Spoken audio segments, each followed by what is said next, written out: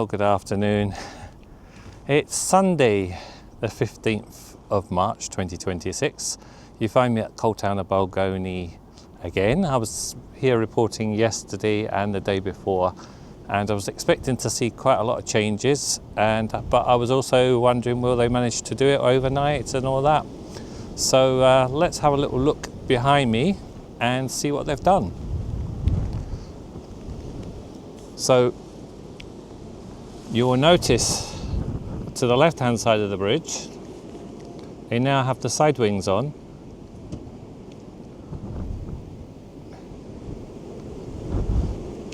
So they're on this side, but they haven't got them on the other side yet.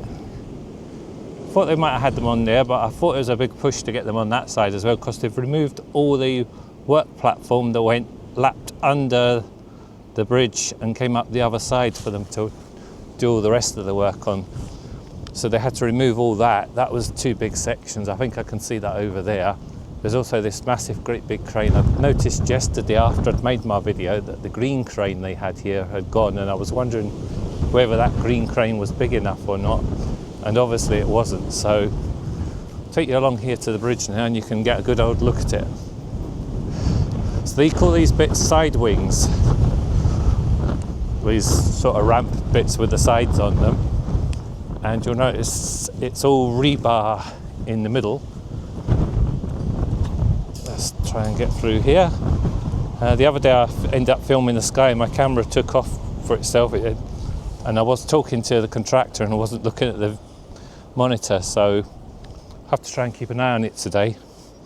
Yes, there's four sections to this side wings, as they call it, and they're sitting on those packers that I was talking about.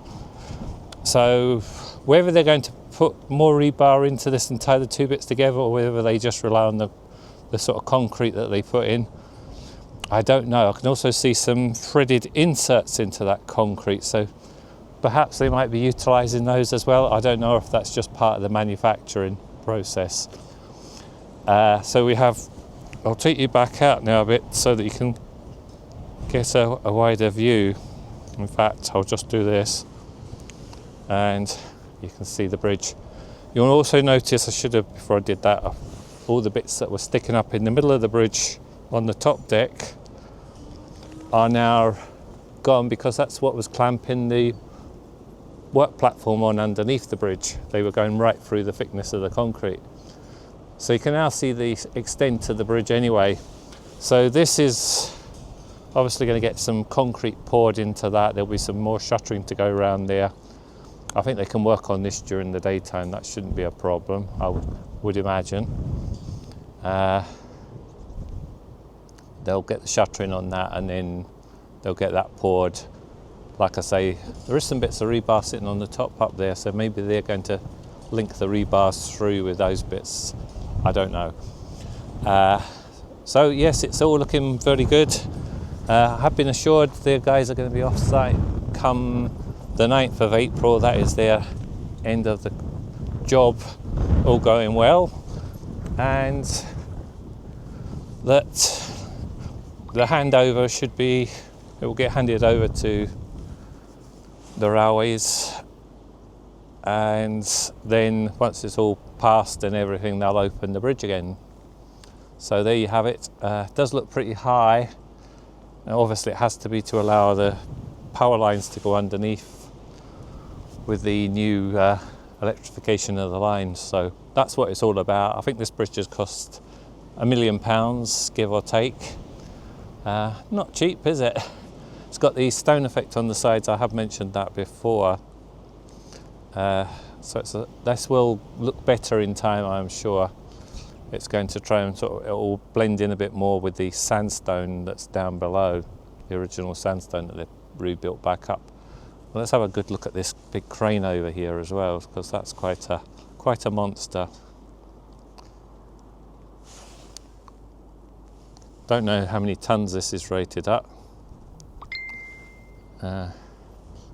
It's not as big as the other one they had for doing the middle section.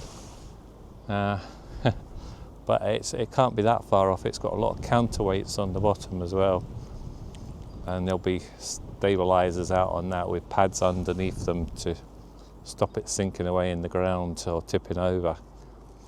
They maybe even had some old railway sleepers under it, because I've seen some old type rail sleepers kicking about over their yard.